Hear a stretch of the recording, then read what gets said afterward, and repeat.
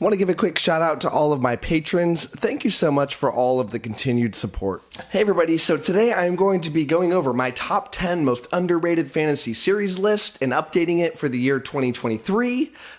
To qualify for this list, you cannot have more than 10,000 Goodreads ratings for the first book in the series. You'd be surprised how many books have over that threshold, but I've read quite a few that are under it, and these are going to be my top 10 in ranked order. So number 10 on this list is Mother of Learning by 𝐬𝐿𝐻𝐻𝐿 𝐬𝐿𝐻𝐻𝐿. This first book has 6,000 Goodreads ratings, and last year it was number 6 on my list, so it's dropped down 4 spots. This was famously a web serial before it ended up turning into to books. Got converted over sometime in the past couple years, broken up into 4 different, rather good-sized books. But I love this thing. It's what I consider more like fun fantasy. I know that's not like a specific subgenre, but that's really what it is, because it's not going to be like the greatest prose in the world. The story is not going to blow you away, but it's just fun from beginning to end. The general story here is you have this kid who is going to a magic school, not unique, I know, but he finds himself stuck in a time loop. Think like Groundhog's Day, but instead of like a day, it's a full month. So we go over this month over and over and over with this kid as he learns how to try to adapt to this, figure out what's going on, how to break the cycle, and he doesn't want to break the cycle before he solves the major conflict that happens at the end of that 30-day cycle. And if he breaks through the spell without solving that, it's really bad news for the entire Earth. Really, really fun stuff, and it's also got this progression aspect to it where he's getting more powerful and more powerful as he goes along, because everybody else can't learn anything because they keep reverting at the end of the month, but he can retain everything that he's learned at school. So he's, living for dozens of years when everybody else has only, progressed like a month. Really fun stuff, really entertaining, and I highly suggest it for anybody that's willing to kind of turn their brain off for a little bit and just have a good time. Number 9 is The Bound and the Broken by Ryan Cahill. This currently has 7,000 Goodreads ratings for the first book, and this is new to the list. Now, I have not read all of the books in this series. I have read 2 novellas and 2 books, but I've not read, I think I'm missing 1 full book and 1 novella. And I think the most recent novella, 𝐻𝐻𝐻𝐻, just came out in the past month or so. I wasn't in love with the first book. The second one I thought was mind-blowing. It took all of really basically all of the basic fantasy tropes that you've read a million times. Think like A Wheel of Time, just kind of reinvented a little bit in that first book. Just not really doing anything new. Kid starts in a small village. A big event brings him out of the village. He gets brought into these bigger-than-life events. He finds out that he's the chosen one. You've read this before. But the second book turns into its own thing, just mind-blowingly good, just wonderful, wonderful epic fantasy that really does subvert your expectations, especially when, it sets your expectations in the first book and then just does its own thing. Just so fun, so good. It's got this huge, sprawling cast of characters. It needs to do a pretty lengthy recap at the beginning of the second book just to fill you in because so much went on. You're constantly having to look at the map, look at the character lists. I love that kind of thing. I like doing a little work in my fantasy. Not homework, but, I like it to be complex enough where, it keeps that epic scope while also not, totally going over your head. And it really, Ryan Cahill just knocks it out of the park. Number 8 is Path to Ascendancy by Ian C. Esselmont. This has 5,000 Goodreads ratings, and last year it was number 3, so a pretty big drop for Path to Ascendancy. Path to Ascendancy is, I know this is simplifying it, but it's kind of like the prequel series to Malazan Book of the Fallen. So Malazan Book of the Fallen was written by Stephen Erickson, but this Malazan series is actually written by 2 guys. Ian C. Esselmont writes this companion series to it, called Novels of the Malazan Empire, and then he's also now writing this prequel series. And by prequel series, there's so many things you could write a prequel series for, because the main books kind of go over an entire world with many different continents. But it's really a prequel series for the Malazan Empire itself. How did it start? How did Kelvin and Dancer get the powers that they have? How did they take over the empire? And how did they take this little island nation and turn it into the major global power?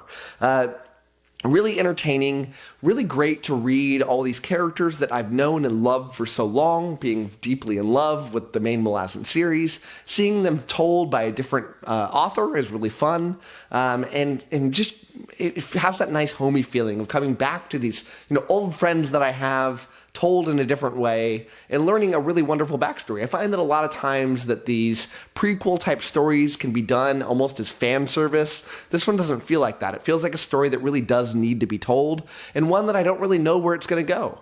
I think that the books have been started out good, turned into great. I found the most recent one to be a little bit of a drop back into the 4-star realm, which is good. But I'm kind of hoping it gets back to it. I think there's 2 more books in the series, and I'm very much eagerly anticipating it and can't wait to read them the day that they come out. Number 7 is Of Blood and Bone by John Gwynne. This has 9,000 Goodreads ratings, so really close to the cusp of not being allowed to be on this list. And last year it was number 5. Of Blood and Bone is the sequel series to The Faithful and the Fallen. The Faithful and the Fallen is a very well-known fantasy series. I almost want to say it's like a cult fantasy series because of how popular it is in the booktubing community, on Reddit, on Goodreads, but it doesn't have the sales that you would expect from this major blockbuster of a hit. But it is on the cusp of that, I think. But strangely enough, very few people really know about the sequel series, even though the sequel series is every bit as good as that initial 4-book series in The Faithful and the Fallen. This one's a trilogy, and it takes place, I think, about 150 years after the trilogy. Some of the same characters, some new ones as well, a much more narrowed scope in terms of the story that it's telling and the amount of world that we're taking place on. But it's got that same epic feeling to it. It's got these wonderful battles that John Gwynne is so known for being able to knock out of the park, just done to perfection. I can't believe how good John Gwynne is at telling battle sequences. Again, has that kind of old kind of fantasy feel to it, told in a new way. Really fun takes on religion in a fantasy setting with magical artifacts and demons coming up to try to take over the earth. Heroes trying to do their greatest thing. Awesome stuff. A blast to read, and I'm just shocked that more people haven't read this. A lot of times you find these really popular series and their sequel series end up being way more popular than the initial one. Definitely not the case here, and I'm sad for it. However, it's not like John Gwynne is hurting here because I think I want to say that his series that he's writing now, starting with Shadow of the Gods, followed up by Hunger of the Gods, seems to be capturing that life of people and getting the sales that I think that it deserves. Number 6 is Under the Northern Sky. This is by Leo Carew. This only has 3,000 Goodreads ratings, so very tiny. And this is new to the list. So I have only read 2 of the 3 books in this trilogy. And that's not because I don't like it. I love it. It's just I'm reading so many series at the same time, and I really don't like to power through series. I like to take kind of months break in between my books. It makes me more interested in the books and kind of makes me think about them and get more anticipation before I get into them, and it makes me like them more. But the first 2 books, just absolutely amazing. Especially the first one, The Wolf, just blew me away by how good it was. I did not expect it to be good. It was recommended to me because every month on my Patreon, everybody on the Patreon gets to pick a book or 2, depending on the tier, and insert it into this raffle. I spin a big wheel, and whatever wins, I have to read and review it. This one won, and I was like, what is this book? I've legitimately never heard of it, and I've read hundreds of fantasy books, talk about them all the time, never heard of this. No way it's going to be good. Almost from the first page, I was blown away. Just such good political intrigue, which is one of the kind of fantasy tropes that I am in love with. A Song of Ice and Fire does it to perfection. This is right up there with that. It's got this awesome multi-point of view kind of story. You're dealing with this kid who finds himself thrust into the king of this major nation that is at war with another nation. He's trying to stop an insurrection from within while also trying to win this battle from without. Really, really lovely stuff. The battles are awesome. I love the different point of views here. You get point of views both from the one nation that you think is good. There's no real good or bad people here in most fantasy books, right? But the ones that you want to root for, and then the ones the author wants you to root against, and you're getting point of views from that side as well. I love books that let you do that, so you don't just instantly villainize the other side. You're able to see from their perspective, even though you might not agree with them. It just makes things feel more real to life. You understand characters more. and really just increases my enjoyability all around. So, yep, awesome stuff. Way, way, way underrated. And next up is number 5, and this is The Siege by K.J. Parker. Not to be confused with R.J. Barker. I feel like those two should come together and figure out some brand new names that have nothing to do with each other. But be that as it may, this has 9,000 Goodreads ratings, so close to that cusp, and it is new to the list. So I read this series over the past several months. I gave all 3 of the books in this trilogy 5 out of 5s. Now, I say it's a trilogy, but all 3 of them can be read on their own. They're loosely connected. I mean, they are connected, but you really don't need to read them in order. I did, because my OCD brain will not allow me to do otherwise. But yeah, this K.J. Parker is just a genius in the way that he writes. Now, the writing's not going to be for everybody. I found it to be very, very funny. The way that he can bust out his humor just struck the perfect tone for me. Now, humor is so subjective, maybe more subjective than any other aspect of writing or as in the artistic medium. I mean, what I may find hilarious, other people might find really horrific. But I just couldn't stop smiling and couldn't stop laughing at the situations that were put forth, the way that the characters speak to each other. It just puts a giant smile on my face.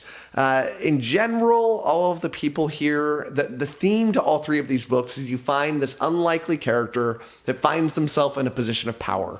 In the first book, you have this engineer who, for a funny sequence of events, finds himself in charge of a city that is under siege. He tries to take control of the city, but he thinks with everything from this engineering mind, thinks of everything very cut and dry, very logical, and could not care less about the political intrigues that are going on.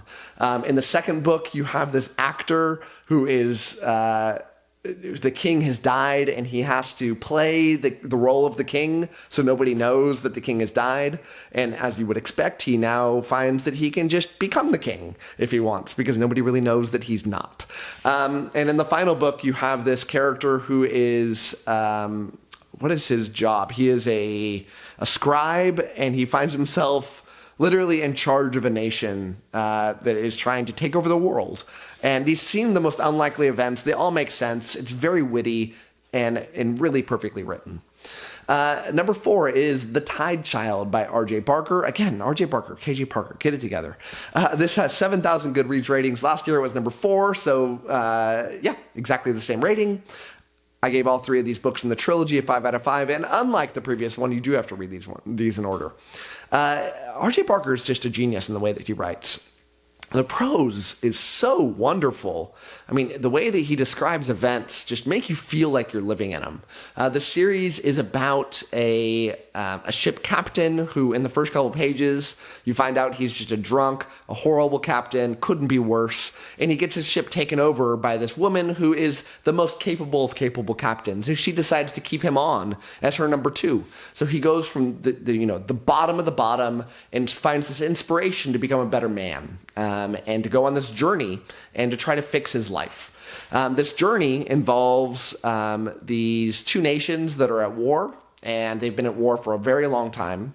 And in this world, there are no trees, and boats are made with the bones of dead sea dragons. But the sea dragons have all died out. And as the boats sink, the amount of boats that can be constructed has totally ceased. The nations are coming towards a stalemate because they can't afford to continue the war.